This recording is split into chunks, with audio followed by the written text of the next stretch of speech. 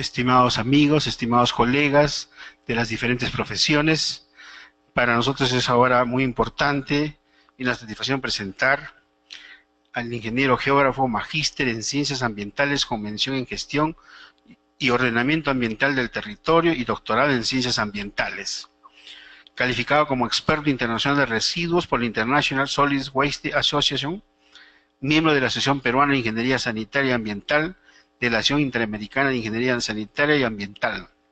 Becario para especializarse en aguas residuales por GIS Alemania. Especialización en aguas residuales en Colombia. Becario para especializarse en residuos sólidos en la Universidad de Texas, Arlington, USA.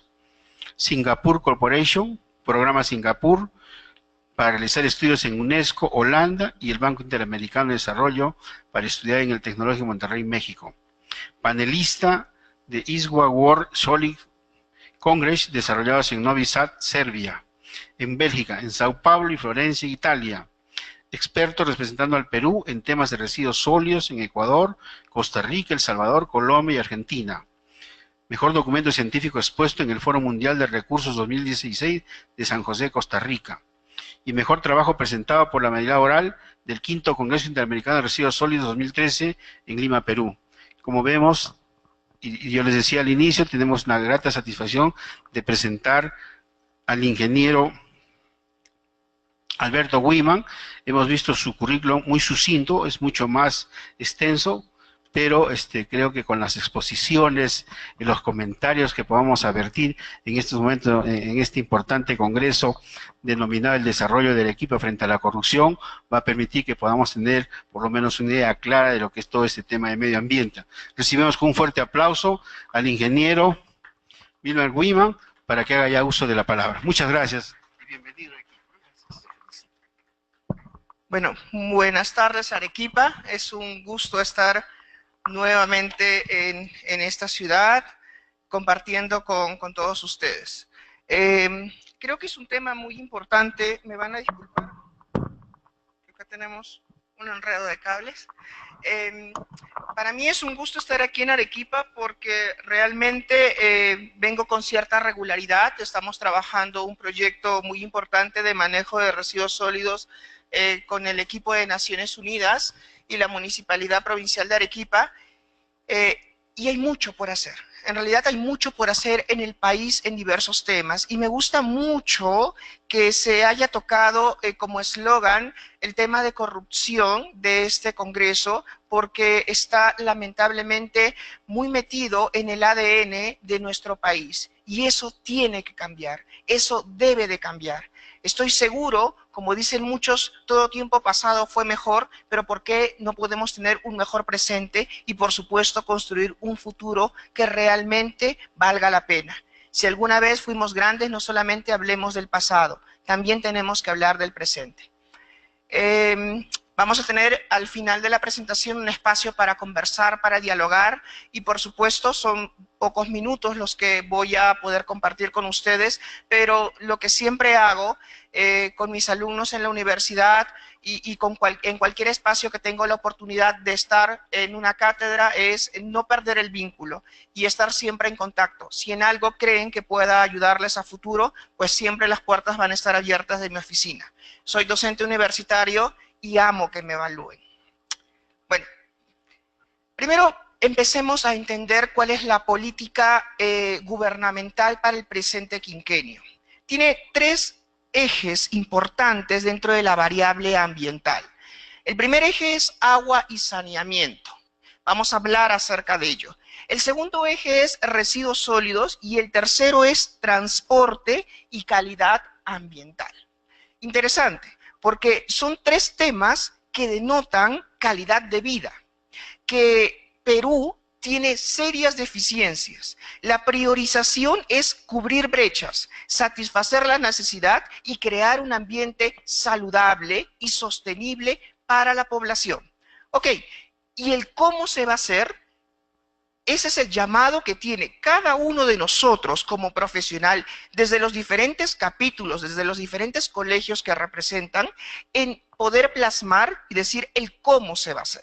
Ya sabemos de que hay serias deficiencias desde el aparato gubernamental. Bueno, No vamos a quedarnos con los brazos cruzados. Tenemos que hacer algo. Y los llamados a hacer algo somos cada uno de los profesionales que están aquí presentes. Construyamos un mejor país, pero con hechos reales. Pasemos del discurso a la acción. Primer punto, eje ambiental, agua y saneamiento.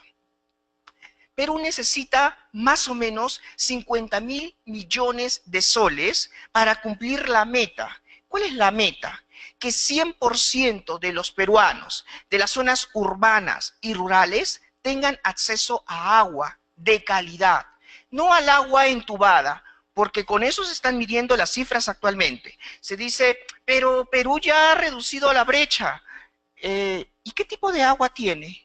¿Saben cuántos coliformes totales y coliformes fecales hay en esa agua? ¿Saben, por ejemplo, de que los ductos de agua potable y residual en algunas ciudades como Lima o como Trujillo tienen más o menos 300 años de antigüedad? Por lo tanto, ya no hay tubería. Hay 60 centímetros de separación y el agua para consumo humano se filtra, se mezcla con el agua residual. 60 centímetros. Entonces, hay una serie de problemas, no solamente es dar cantidad, sino es dar calidad.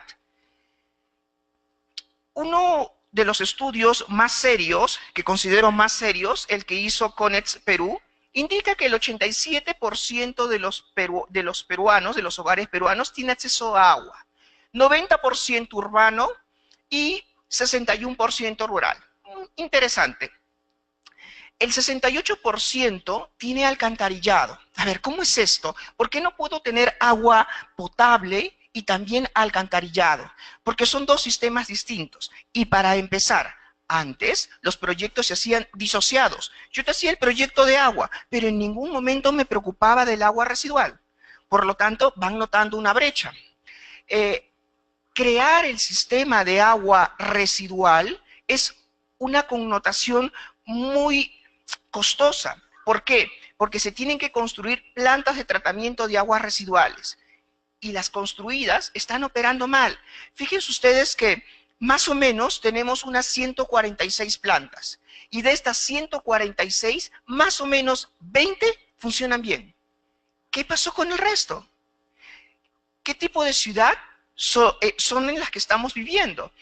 Una planta de tratamiento de agua residual donde están llegando todo este tipo de residuos, donde se deben de tratar, los residuos líquidos, donde se deben de tratar, y luego, ¿qué se hace? Se aprovecha, se recircula. Yo les doy un ejemplo.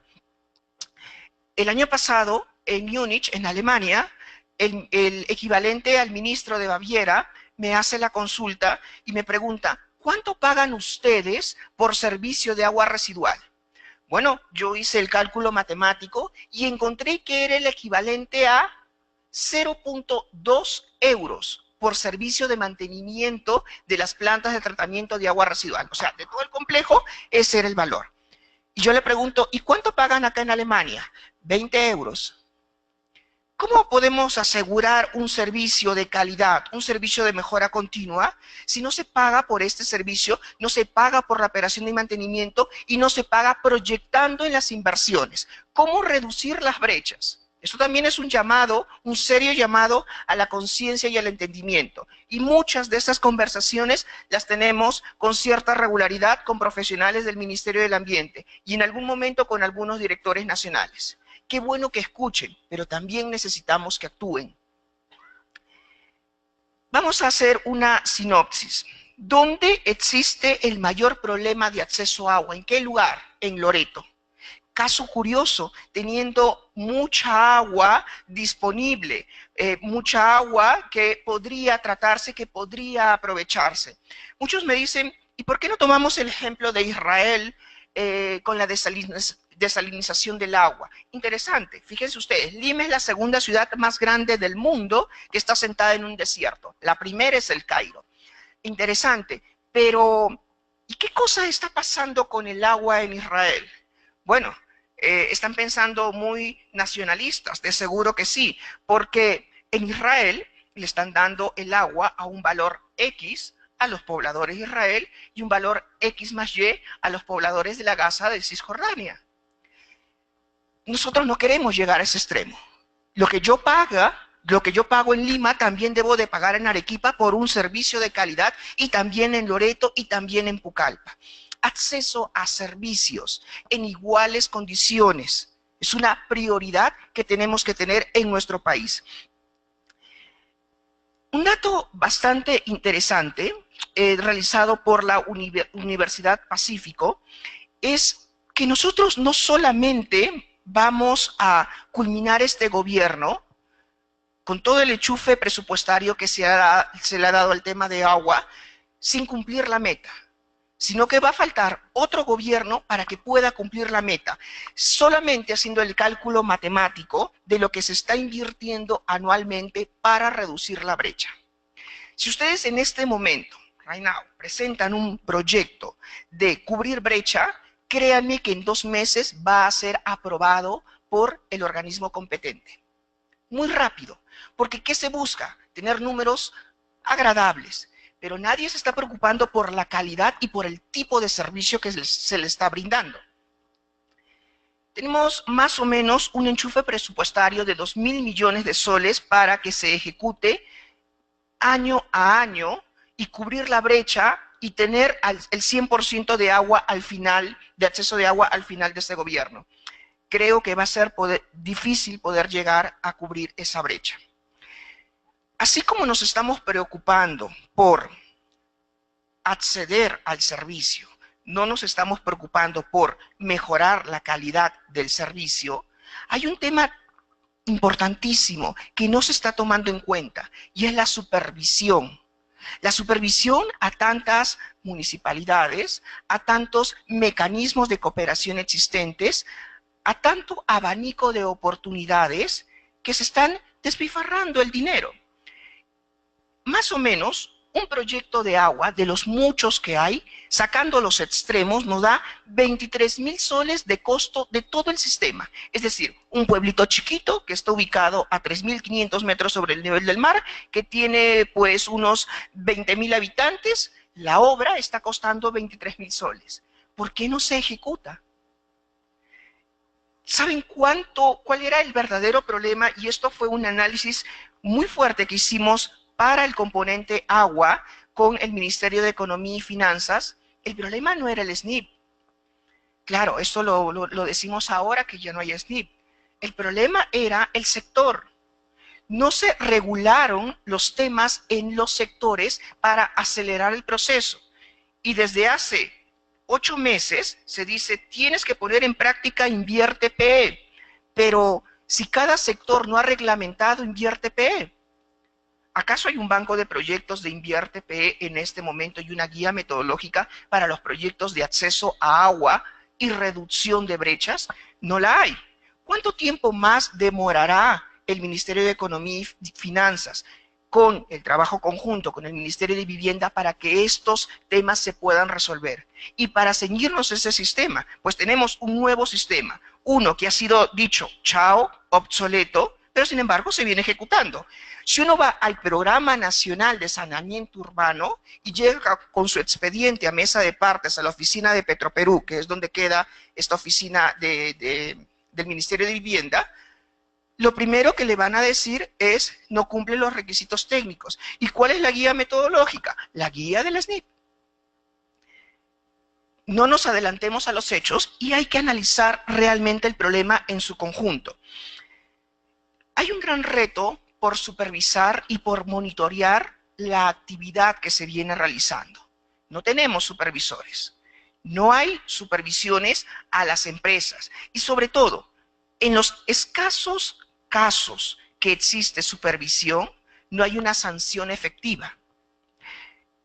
Recuerden siempre, para los que no son ingenieros, el agua del subsuelo, el agua interior, para que pueda ser utilizada, tiene que ser aprobada por la Dirección General de Salud Ambiental. Y el agua superficial por la Autoridad Nacional del Agua.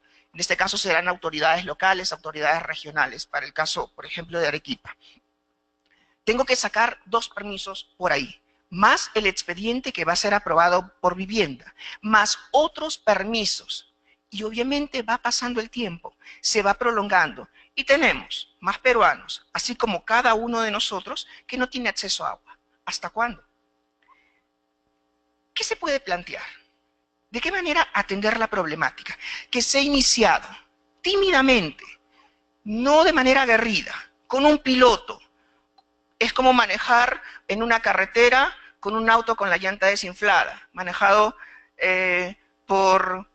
me hicieron así el chiste, por una monja ciega y tuerta. Bueno, así estamos más o menos intentando avanzar a la brecha. Se ha hecho un proceso de descentralización, es decir, ya no te voy a presentar el expediente a ti en la oficina del Ministerio de Vivienda en la sede en Lima. Ahora hay oficinas descentralizadas en todo el país que te revisen el expediente. Pero la consulta es, si yo introduje un expediente en octubre del 2016 y mi proyecto es aquí en Arequipa, les estoy tratando uno de mis casos, ¿qué pasó en todo este tiempo? Porque en agosto me ha llegado un documento donde me dice que presente mi expediente en Arequipa. ¿Y qué pasó con todos estos meses que pasaron, que transcurrieron? Bueno, estaban en proceso de descentralización y armándolo. Tienes que presentarlo nuevamente a Arequipa y ahí empieza desde cero. Y va a salir rápido. Si yo soy una autoridad, si yo soy un alcalde, y esa ha sido una de mis promesas de campaña, ¿no estoy perdiendo credibilidad? La gente no me va a reclamar y con justo derecho. No voy a parecer yo el incompetente. Son temas para analizar. Son temas de fondo para analizar. Segundo eje ambiental, residuos sólidos. Necesitamos, recuerden la cifra, una cantidad muy importante para cubrir la brecha de agua, 50.000 millones de soles. ¿Cómo estamos en residuos? Quítenle un cero. 5.000 millones de soles para cubrir la brecha. Si en agua estamos mal, en residuos estamos peor. ¿Por qué estamos peor? Fíjense ustedes, en nuestro continente, la parte más deprimida, estoy tratando de contextualizar, en nuestro continente, la parte más deprimida y la parte menos priorizada, entiéndase, nuestro país en la región, solamente existen 26 rellenos sanitarios. El último fue inaugurado el 5 de junio en Bagua. ¿Y cuántos distritos tiene el Perú? 1.875. ¿Qué decía la ley de residuos sólidos que fue derogada el 23 de diciembre del año 2016? Cada distrito debe tener un relleno sanitario. Si yo hago el entendimiento, significaría que tengo el 0.01% de cumplimiento de la meta. El Plan Nacional de Residuos Sólidos indicaba que al 2021 Perú iba a tener 100% de disposición final segura, es decir, todos los residuos generados iban a ser dispuestos adecuadamente en una infraestructura. ¿Qué tenemos hoy en día? El equipo del ministerio dijo, ok, no vamos a cubrir la brecha, mejor bajemos la valla. Y se bajó la valla. ¿No hubiera sido mejor pensar en las estrategias para cubrir la brecha? Todo esto que les estoy comentando ha sido, por cierto, parte de conversaciones y de exposiciones al viceministro directamente, que siguen siendo amigos míos y que no me cierran la puerta, afortunadamente, porque creo que hay que hablar claro y con la verdad, y porque creo que todo profesional tiene esa responsabilidad. Por algo hemos estudiado una carrera y hemos tenido el sueño de cambiar el mundo y cambiar nosotros mismos. Por ahí creo que empieza el sistema. Miren lo que ven ustedes, un flujograma. Yo tengo un problema de nacimiento de miopía, así que yo veo borroso. No sé si ustedes lo estarán viendo de esa manera, espero que no. Les decía hace un instante que el problema eran los sectores. Pues en el caso de residuos sólidos, hicimos un estudio para OEFA muy interesante. A OEFA nos dijo, quiero analizar el problema de residuos sólidos y saber dónde comienza el problema. ¿Por qué hay tantos expedientes en DIGESA, más o menos unos 97, que no son aprobados, que no llegan a cumplir la segunda etapa de la inversión, es decir, la construcción? Bueno, le hicimos este flujograma y encontramos que Piura tiene un caso extremo, demoró 5 años, 9 meses en aprobarse el proyecto de preinversión. Y ustedes me dirán, ¿qué cosa significa esto? Bueno, se hace el proyecto de inversión pública a nivel de perfil. ¿Qué dice el deadline? En 45 días se tiene que aprobar por la OPI, la Oficina de Programación e Inversión. Terminó el SNIP, ingresas a la etapa del sector. Estudio de impacto ambiental. ¿Quién lo tiene que aprobar o lo tenía que aprobar con la antigua ley? La DIGESA, Dirección General de Salud Ambiental. ¿Cuánto demoraba la DIGESA en aprobar el EIA? En promedio, con todo el lobby, créanme, con todo el lobby, porque el lobby no es un delito en el país, hay incluso una ley del lobby. 2 años. Con todas nuestras amistades, por favor revisa, 2 años. Y ese por favor revisa, que no debería ocurrir, era porque habían 4 personas para hacer la evaluación de todo el país. Y no les daban viáticos, por supuesto, o demoraban mucho para que les den los viáticos. Pero tras pero, traba tras traba.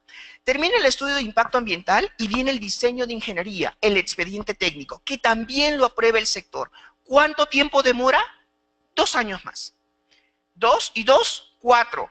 ¡Qué coincidencia! Un periodo edil. Y luego viene el expediente técnico del proyecto de inversión pública. Nuevamente ingresamos al sistema SNIP. 60 días. ¿Cuánto tiempo pasó? Esto es lo que normalmente viene ocurriendo. Para una empresa consultora, como es la que dirijo, esto económicamente no es rentable. Para un alcalde, una autoridad, esto políticamente no es aceptable. Para la población, bueno, que se perjudiquen, ¿no? Total, están acostumbrados a vivir de esa manera. Esas eran las palabras que nosotros escuchábamos de los funcionarios. A mí me da mucha gracia una propaganda del Banco de Crédito del Perú, no sé si habrá alguna persona del Banco de Crédito, pero yo hablo con la verdad, que decía, el mejor amigo de un peruano es otro peruano. Qué bonito para la propaganda, qué pésimo para la realidad. De verdad, qué pena para la realidad. Eso es más o menos lo que ocurría, 5 años, 9 meses, y así en promedio, y por eso tenemos tan pocos proyectos que aterricen.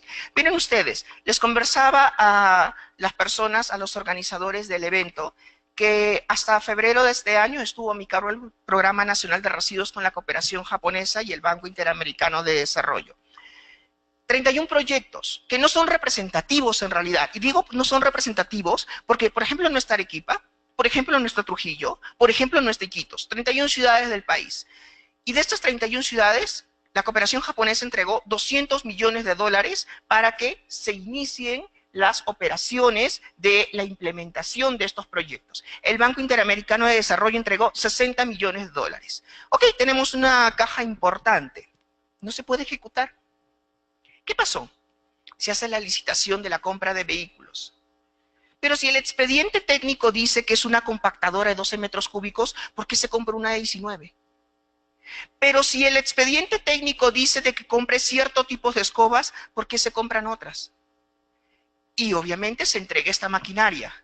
Un camión, un vehículo de 19 metros cúbicos es más o menos, para que todos tengan una idea, los que no están muy familiarizados, como un Cruz del Sur. Muchas calles al interior del país, y aquí en Arequipa, San Lázaro, por ejemplo, lo tiene, son angostas. ¿Cómo va a dar la vuelta un vehículo de ese tipo? ¿Cuánto demora una licitación internacional? 6 meses. Yo hago una oferta. Si no encuentro postor, se cae el proceso, porque esto tenía que tener la venia de Washington y de Tokio. 2 años para hacer licitaciones. Eran nuestros procesos, eran nuestras reglas. JICA le decía, yo te financio el expediente y tú haces tu parte Perú.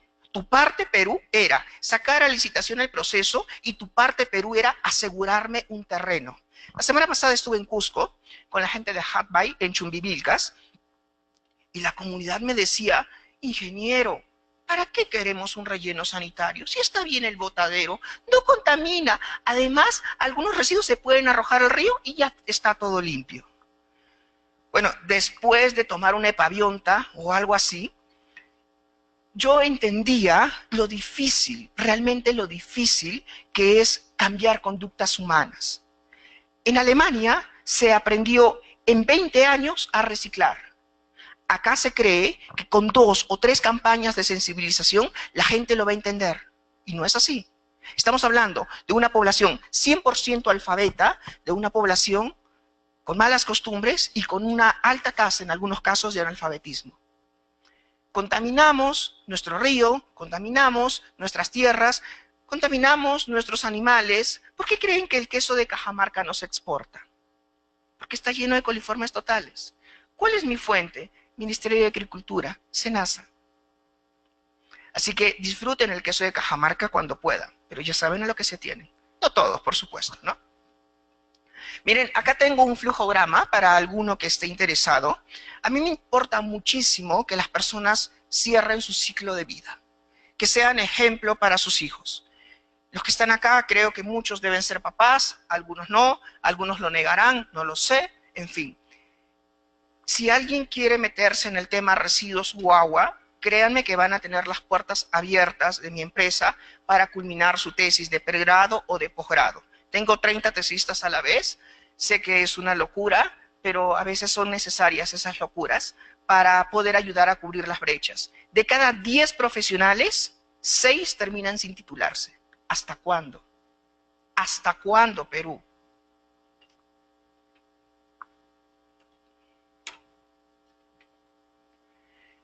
Aquí lo que ustedes pueden ver, que es la continuación del flujograma, es más o menos cómo va un proceso.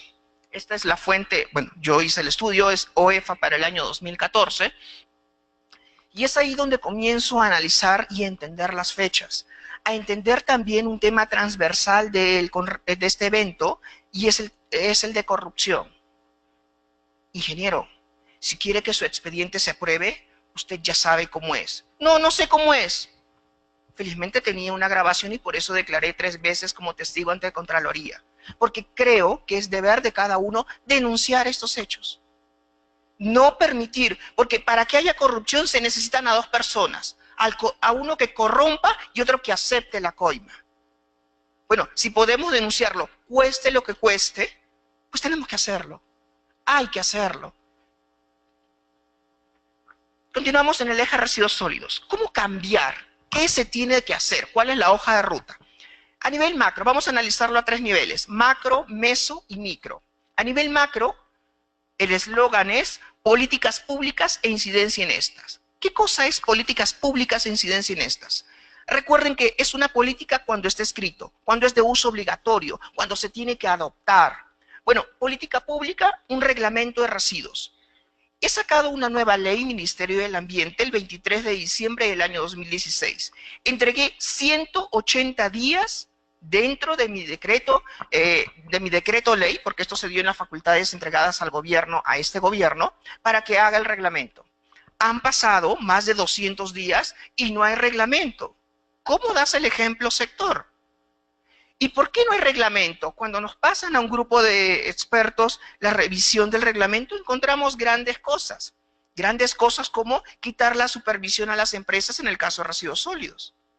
¿Hacia dónde vamos? ¿Para qué tenemos una nueva ley? Todavía se está pensando en el país en rellenos sanitarios. ¿Por qué no se piensa en evitar, en generar consumo responsable, en incentivar al buen vecino y en amonestar al mal vecino? ¿Hay algún alcalde preso en nuestro país por depositar directamente los residuos al río? No hay.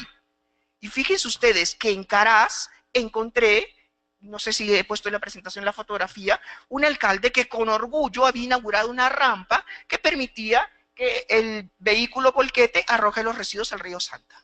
Era su gran obra. ¿Por qué no va preso ese alcalde?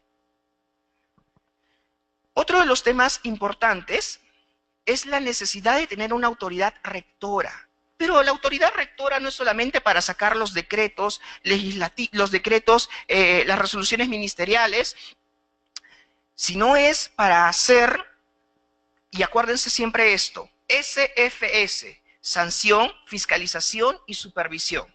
Con el Banco Mundial siempre trabajamos en MRV, monitoreo, reporte y verificación, algo que nunca hacen los sectores, por insuficiencia de personal, porque pueden arreglar al interno. ¿Hasta cuándo este tema de corrupción? Pensamos que la solución esté en el reciclaje de residuos inorgánicos. ¿Qué cosa es? De seguro algunos de ustedes tienen programas de reciclaje en su casa. Programa de reciclaje intenta recolectar los 4 elementos con valor comercial en el país. ¿Cuáles son? En primer lugar, el plástico. En segundo lugar, el papel y cartón. En tercer lugar, el metal. Y en cuarto lugar, el vidrio. Porque tienen una cadena. Por ejemplo, el Tetra Pak, que es 100% reciclable, que se hace en Argentina, que se hace en Chile, no se hace en Perú porque no tiene mercado. Ok. Creemos que ahí está la solución, pero esto representa el 17% del total de generación. Cada uno de ustedes genera un poquito más de medio kilo de residuos, 0.64 kilogramos habitante día, cada uno de nosotros. Y de esa cantidad, el 54% son residuos orgánicos. ¿Por qué no me preocupo entonces por iniciar el proceso con esta gran cantidad? ¿No estaría dando mejores resultados? ¿Y qué producen los residuos orgánicos cuando se descomponen? Metano. ¿Y cuál es el problema del metano? Es el que genera la contaminación. Hay cierta cantidad de residuos inservibles, cierta cantidad de residuos inorgánicos y una gran cantidad de residuos orgánicos. No tenemos una política en nuestro país que intente dar solución a este tipo de materiales. ¿Qué son los que generan gases de efecto invernadero? Nunca se convoca a los stakeholders. Nunca se les dice, vengan sectores involucrados. Yo salud, trabajo por mi cuenta. Yo produce, trabajo por mi cuenta. Yo Minagri, trabajo por mi cuenta. ¿Y en qué momento nos sentamos si todos están dentro del mismo espacio geográfico? Señor alcalde de Yanaguara, señor alcalde de Mariano Melgar, usted les da permiso a las empresas para que operen. Póngale reglas también. Fíjense ustedes que solamente se necesita una ordenanza municipal para prohibir el uso de bolsas plásticas. No es responsabilidad del Ministerio del Ambiente. Si yo, alcalde de, díganme un distrito, Yanaguara, no sé, digo, a partir de mañana, nadie entrega una bolsa plástica en los establecimientos, estoy ejerciendo mi libre derecho dentro de mi ámbito jurisdiccional. Cuando intentamos hacer esto en Lima, nos reunimos con Cencosud, que es WON y Metro, y con supermercados peruanos, que es Vivanda y Plaza Vea. Nos dijeron, los clientes se nos van. No podemos hacer eso. Qué bueno que sea una iniciativa, pero no lo vamos a hacer. ¿Cuántas bolsas en promedio recibe una persona cuando va a un supermercado? ¿Cuántas creen? Son bolsas de un solo uso. Se reciben 16 bolsas. Hicimos el estudio en el supermercado Shell de Miraflores. Si este es un supermercado sui generis, está a una cuadra de mi oficina. ¿Por qué digo sui generis? Porque está rodeado de empresas, de oficinas, no de empresas, de oficinas, empresas. Y supongamos, 20 horas, 18 horas, sales de la oficina, te olvidaste, no sé, te olvidaste el no chocolate sublime, te olvidaste, quieres cenar espaguetis y vas a comprar, solamente compras eso y te van a dar una bolsa. En promedio, ese consumidor está llevando 16 bolsas de un solo uso. ¿Qué significa de un solo uso? Que no son bolsas biodegradables. ¿Recuerdan la propaganda de WON, donde vi un pececito que salía a través de la bolsa porque la bolsa era biodegradable? ¿Qué tal el engaño? Y fueron multados. En Perú no existen las bolsas biodegradables. En Perú no se fabrican bolsas biodegradables. Las bolsas biodegradables se descomponen más o menos en 400 años, pero las partículas en que llegan a descomponerse demoran aproximadamente 900 años más. Entonces, ¿realmente las estoy eliminando? Un poquito de investigación, señores autoridades. Tenemos la necesidad de que el sector reglamente los proyectos que van a ser revisados por ellos. Invierte PE tiene que tener una reglamentación sectorial. Y, por supuesto, la plataforma Cijarsol, que es el repositorio de información. Fíjense ustedes, y les debe haber ocurrido cuando hacen, la mayoría, o todos creo que son profesionales o están camino a ello, los que son estudiantes, han hecho investigación. ¿Cuál es el principal problema que tenemos cuando hacemos investigación científica? No tenemos datos. Y los pocos datos que tenemos no son de calidad, no son confiables, no son verificables. ¿Cómo funciona el sistema Cijarsol? ¿De dónde yo les he sacado la cifra de 0.64 kilogramos habitante día? Porque recuerden, hay 1.875 distritos y solamente 249 municipalidades reportan información y sobre eso saca un promedio nacional. ¿Y qué tan confiables son esos datos? Un día, Santa María del Mar, un distrito al sur de Lima, un lindo balneario, reportó que tenía 3.4 kilogramos habitante día de generación, es decir, 3 kilos generaba cada persona. Oh my God, claro, eso generan en Singapur, eso generan en Alemania, eso generan en Francia. Y al año siguiente reportó 0.2 kilogramos habitante día. ¿Qué pasó? ¿Todo el mundo se hizo pobre? No se puede confiar en la información y esta información es la que sirve para la toma de decisiones.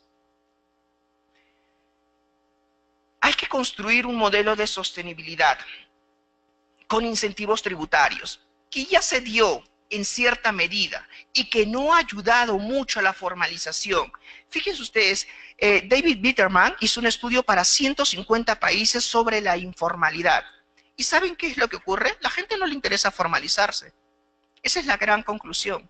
La gente le gusta vivir al margen de la ley. ¿Qué pasa con el cinturón de seguridad? Todo el mundo se lo coloca ahora. ¿Por qué se lo coloca? Porque hay una multa. ¿Qué pasa si cae aceite de tu vehículo en la carretera en Suiza? 2.000 euros. ¿Qué pasa si tú estás transitando por la avenida Dolores y pues no pasaste la revisión técnica porque fuiste muy inteligente, entre comillas, y sale mucho smog, mucho humo del tubo de escape? ¿Alguien te multa? No, por supuesto que no. Cuando afectes el bolsillo del ciudadano, las cosas comienzan a cambiar. ¿Cuánto cobrar por limpieza pública? ¿Cuánto creen que se paga por limpieza pública? Porque supongo que ustedes sí pagarán, ¿no? Sí, veo rostros sonrientes, así que asumo que muchos pagan. ¿Cuánto se paga en promedio? No más de 200 soles anuales. Anuales. Pero ¿cuánto está la morosidad? Tengo las cifras de Arequipa. 67% de morosidad en Arequipa. Es altísimo. 51% Lima. 100% en muchas ciudades del país. ¿Cómo exigimos un servicio de calidad si no pagamos por el servicio? Estoy seguro que no le falta a la señora del cerro, de la punta del cerro, sus megas para poder llamar por teléfono, ¿no? Para descargar, para andar whatsappeando, o qué sé yo. Y para tomar las mejores fotos panorámicas para Instagram. Pero, ¿se está pagando por este servicio que tanto se reclama? No. ¿Y qué denota el servicio de limpieza pública? Bueno, denota barrido de calles y espacios públicos, recolección, transporte, disposición final. Hay personas que prestan el servicio que nunca van a poder pasar a ser nombrados porque no hay dinero. Hay vehículos viejos que necesitan combustible, que se malogran, no hay para hacer supervisión y en septiembre se me acaba el dinero. Eso es lo que ocurre en el común denominador en los municipios de nuestro país. ¿Qué hacer a nivel meso? Bajemos el nivel. Trabajar fuertemente con los consumidores. ¿Cómo? Creando ciudadanía ambiental. La gente tiene que ser consciente de lo que hace, de sus derechos y de sus deberes. Saber que el contenedor azul es para papel, que el blanco es para plástico, que el verde es para vidrio, que el marrón es para residuos orgánicos, que el negro es para generales y que el rojo será para residuos peligrosos. Y que ahí los deposite y que enseñe con el ejemplo a sus hijos. O por último, que sus hijos le enseñen con el ejemplo que no está siendo un buen padre, no al menos en este componente. ¿Qué hacemos con los aceites normalmente? Bueno, lo echamos a la cañería. Si hemos dicho al inicio que tenemos un serio problema con las plantas de tratamiento de aguas residuales, ¿no estamos haciendo aún más grave la situación? ¿Qué ocurre con las pilas y baterías? ¿Por qué no compran pilas recargables? Duran más en el tiempo, son más baratas en el tiempo. En Europa está prohibida la fabricación de pilas que tengan mercurio. En varios países está prohibido tener pilas alcalinas. Residuos de aparatos eléctricos y electrónicos. ¿Qué pasa cuando a alguien se le malogra un celular? No, lo quiero tener de recuerdo porque todavía tengo una foto bien bonita que me dieron. ¿Y por qué no lo dejas en uno de los puntos de acopio de RAI? Por ejemplo, en Claro, Movistar, en Pitel, en Tel. ¿Por qué no lo dejas ahí? son residuos peligrosos. Se te malogró la lavadora y vas a renovar. ¿Qué haces con esa vieja lavadora? Ay, 5 soles al triciclero y que se lo lleve. Y más lejos, por lavarte baja al río Chili. Que nadie se entere. Total, ya está vieja. O de repente lo necesita alguien. Qué dadivosos. Pensamos muchas veces que la solución parte por crear medidas, y es cierto, es un camino adecuado, pero si estas medidas no van a ser monitoreadas, no nos vamos a asegurar que se cumplan, nada vamos a lograr. Fíjense ustedes que es obligatorio que los retails, que los shopping centers tengan un lugar para acopio de residuos, para la segregación de residuos, siguiendo la norma técnica peruana.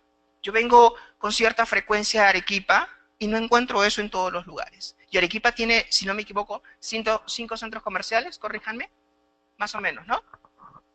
Y eso no se cumple, y eso no se supervisa.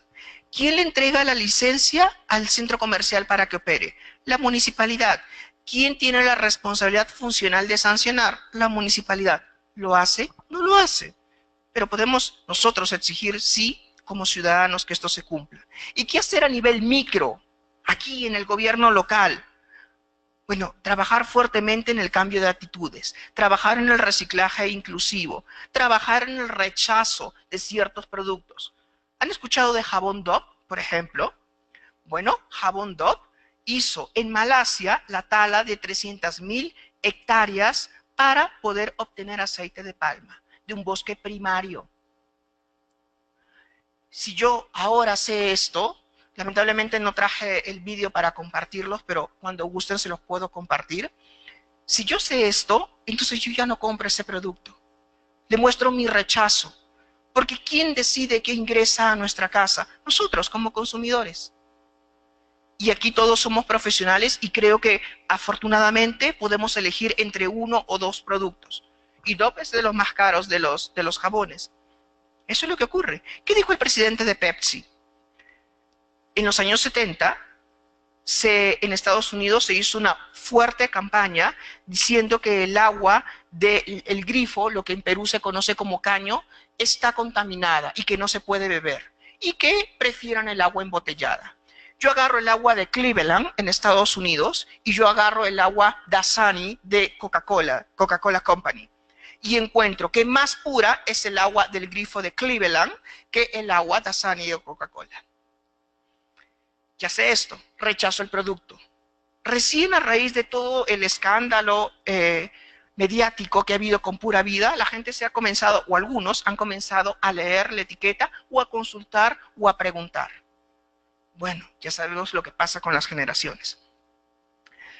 Erradicación progresiva de puntos críticos. ¿Qué es un punto crítico? El lugar donde se acumulan los residuos de manera inadecuada y que tienen que ser erradicados porque afecta el ornato de la ciudad. ¿Ustedes creen que un turista europeo, un turista asiático, un turista incluso de Medio Oriente, que cada vez están llegando más a nuestro país, le agrada llegar a Arequipa y encontrar una ciudad con puntos críticos? ¿Saben cuántos puntos críticos tiene Arequipa? 46.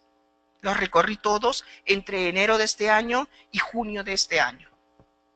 Tiene botaderos clandestinos. ¿Hasta cuándo? ¿Qué hay en un botadero clandestino? Todo lo que se puedan imaginar. Residuos que ustedes generan en casa, los residuos que se generan en centros hospitalarios, los residuos de minería. Eso es lo que se encuentra en los botaderos. Y de estos hay más de 1.200 en nuestro país. ¿Hasta cuándo? Premiamos al mal vecino dándole amnistía tributaria. ¿Y por qué no premiamos al buen vecino? Claro, cuando pasa un vehículo recolector por esta avenida, no sabe que el señor, acá nuestro amigo que está durmiendo, o seguro está pensando con los ojos cerrados, él no pagó, pero él sí pagó. Pero igual les va a recoger a ambos, porque el conductor del vehículo no lo sabe. Y finalmente, en el componente de residuos, se ha identificado que existen oportunidades de financiamiento. Existen, están colocadas ahí, pero no se aprovechan por desconocimiento, por burocracia, por corrupción. Hay que conocerlas, hay que informarnos sobre ello. Y finalmente, eje de transporte y calidad ambiental. ¿Qué significa esto? Fíjense ustedes que el componente transporte es uno de los que más contribuye a los gases de efecto invernadero y a las emisiones. Está dentro del sector energía y es responsable del 27% del total de emisiones. De este 27%, 40% pertenece directamente al sector transporte, 19% energía y 15% industria. ¿Qué es lo que está ocurriendo? Primero, ¿cómo solucionar esta problemática de gases? Con una serie de medidas. ¿Y qué se puede hacer? Primero, crear una autoridad de transporte, que no la tenemos. Se está empezando por Lima. ¡Qué bueno! ¿Y quiénes siguen en el camino? Arequipa, que cada vez tiene un tránsito más caótico y que nunca ha pensado en el peatón, no tiene veredas en muchos lugares, no hay ciclovías en Arequipa, no hay un servicio para que se pueda promover este tipo de turismo. Piura y Trujillo.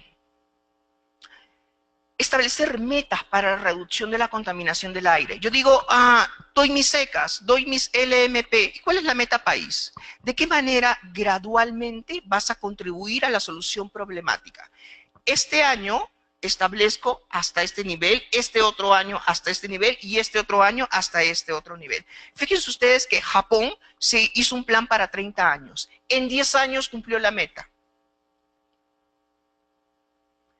Bueno, hay que reconstruir vías y generar construcciones de trenes de cercanía. Es una interesante alternativa y que ayudaría mucho a contrarrestar toda esta informalidad del transporte interprovincial que existe. Y algo que parece una idea aislada, parece una locura. ¿A nadie se le ha ocurrido acaso que podría haber un servicio de transporte marítimo? Los que conocen, por ejemplo, Lima, no podría citar el caso de Arequipa porque no conozco la costa arequipeña, pero en el caso de Lima, podría ir desde Ventanilla hasta Pucusana en barco. Rotterdam lo tiene, Singapur lo tiene, y muchos otros lugares lo tienen. Y la gente pagaría por ese servicio, un servicio de transporte. Si tenemos mar, Lima es la única capital de Latinoamérica que tiene costa. Y por supuesto, tiene el mar más cochino de todas las capitales de Latinoamérica. Un amigo austriaco me decía, le preguntaba, ¿qué extrañas de Lima cuando estábamos allá? Y me decía, su mar cochino. Pese a todo, extraño su mar cochino. Bueno, cada quien con sus gustos. Perú ha eliminado el ordenamiento territorial, un eje transversal y que tiene que ser una política de Estado, tiene que ser una política de gobierno. Y ahorita no hay ordenamiento territorial, no hay. Y lo que hubo no se llegó a implementar, todo quedó en documentos. GIZ, la cooperación alemana, durante 6 años financió un proyecto en Tarapoto. Ya se retiró GIZ y también se retiró el ordenamiento territorial. No hay gobernanza territorial y podemos establecer metas para mejorar el desempeño ambiental. Hace poquito ha habido un premio muy interesante de gestión pública, pero son proyectos que no se replican. Necesitamos trabajar mucho en el país. Es el mensaje que quiero darles. Creo que ya acabó el tiempo de estar cruzados de manos. Es tiempo de actuar, es tiempo de construir un presente y hacer un futuro mejor. Y pongamos al servicio de la sociedad nuestra profesión. Quienes son parte del Estado, sirvan al Estado, no se sirvan del Estado. Muchísimas gracias.